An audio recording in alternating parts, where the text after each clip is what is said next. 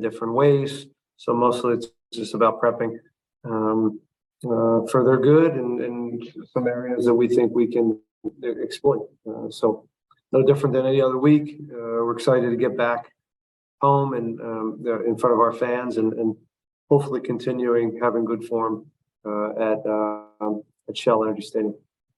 Thank you for that. We'll open it up to questions on Zoom. If you have a question for Ben, please use the raise my hand option. Rudy, we'll start with you. Go ahead. Hey, Coach. How do you mentally prepare your players when facing an opponent like Miami? You know, that they've lost their last 5 matches and are coming off a bye week, so they don't fall into a trap game. Yeah, they've got a lot of very good individual players, and the bye week itself is always it can come at a good time and a bad time, and they've picked up some new players, and to have 2 weeks to prepare for us, and also fix some of the things that I'm sure they want to work on, and enhance some of the things that they're already very good at. So, we'll expect a very, very good team, like we do every weekend. This league there's no easy game. It's built that way. The whole system is designed to not have an easy game, and every game you can win or lose in this league. And, so we'll be prepared for their best shot. Thanks, Coach. Up next, we'll go with Joey. Go ahead. Hey, Coach. Last week you mentioned being happy with Thor's performance. What are the expectations for Thor going forward, and can we expect to see him play a role from the start in games anytime soon? I think with the forward position, it's a constant evaluation every week. I think we have three good options there. They're all different, and I thought Thor came in and did a good job last game and helped us out and understood both sides of the ball. So, but again, we have Sebas and we have Corey, and so we have different looks at that position, and they're all going to play a part in this. Thank you, Coach. Up next, we'll go with Victor. Go ahead. And obviously a big boost this week with the return of Herrera. Obviously, after how the team played last week, how much easier does it maybe make it this game coming up, having a guy like that back? Yeah, well, he makes us tick, right? If you watch the games and opponents, he's a big part of this. The way we build the game, having his leadership on the field, just having his presence for the guys, it's always a boost. We missed him last week, but the Red Bulls game is a different animal anyways, half the time. So we're going to lose him. Maybe the Red Bulls game is the one to not have him in, but we're pleased to have him back. He's looked sharp all week, and he's refreshed. He had some time in Mexico, and I think he's ready to get back on the field in front of our fans. Progression of Bati, do you have anything to add on him?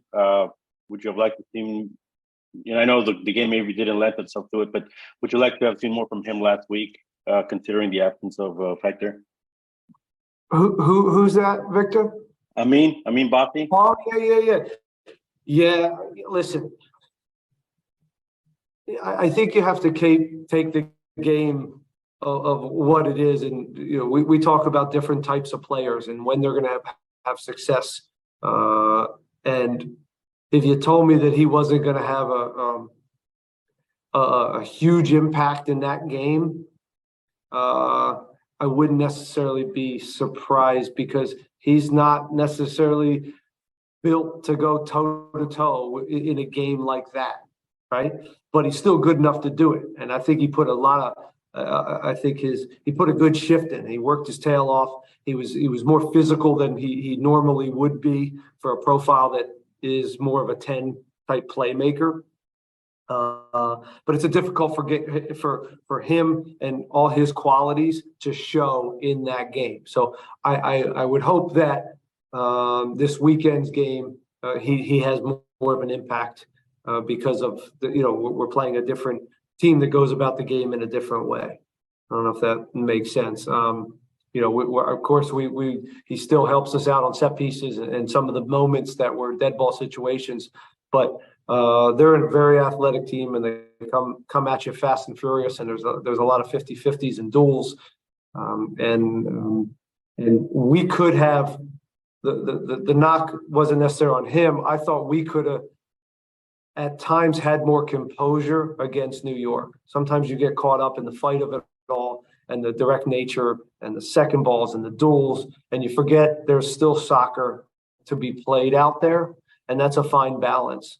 This team hasn't played Red Bulls in a long time, and so I think it was to get a result was good, and it didn't.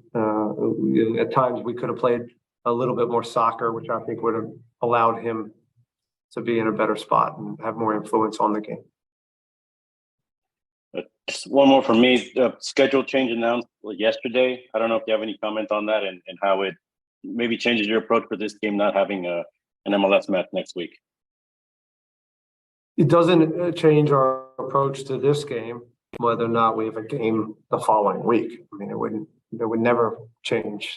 What I'll say is I completely disagree with them changing this game, and I don't.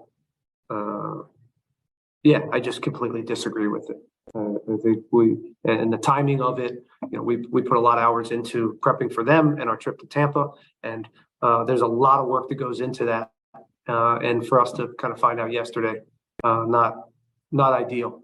But it's a little bit, it's a little bit par for the course here with Houston, and it's something we have to dig out of and continue to win some games and gain some respect. All right, guys, I think we'll close with that one. Thanks for joining us. We'll have media resources later today.